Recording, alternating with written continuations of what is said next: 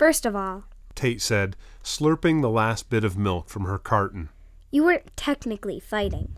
He tried, Nathan said, then dropped his head when they both scowled at him.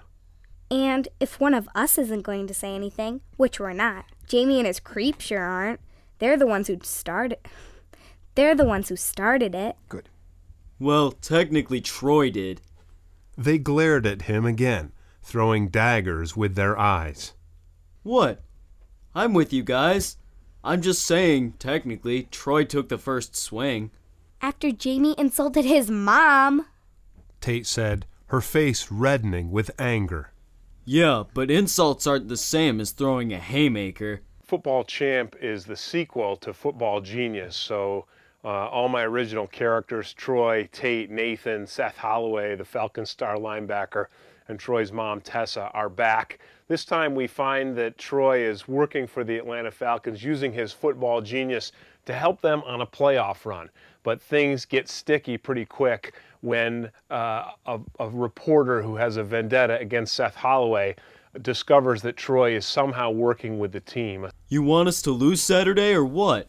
If he's got a concussion or something, I don't want him to do anything stupid. Do you know how big the trophies are that we'll get if we win this thing? You'd let your friend risk permanent brain damage for a hunk of metal? He says it's just a little buzzing is all. Troy twirled a finger next to his ear. Remember when Nathan had those firecrackers and he held one too long before he threw it and it went off by my ear? It's like that. It took a couple days to stop, and I'm sure this will too. It's no big deal. It's just a special added bonus for me to have Troy and Tate, who are the main characters in the story, who are also my kids, but in the story, it's them too. I mean, I modeled the characters, Troy and Tate, in my stories after my real kids, so it's really a lot of fun to have them in here and to hear their voices. Again, as an author, you hear a voice of a character when you write it, and to have those voices be the real voices that I hear in my head makes it a lot of fun, and it's also fun coming to work with them every night for a couple weeks.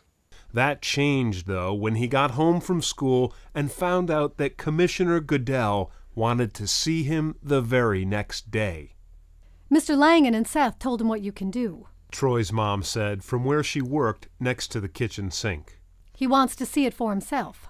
Sure, Troy said, sitting down at the table with a plate of cookies and a glass of cold milk. How? Watch some film? No.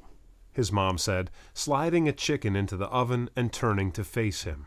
The Cowboys and the Giants play tomorrow night in the Thanksgiving night game on NBC. That would be Thursday night. What did I say? Thanksgiving night. Did I really? Yes, you did. No.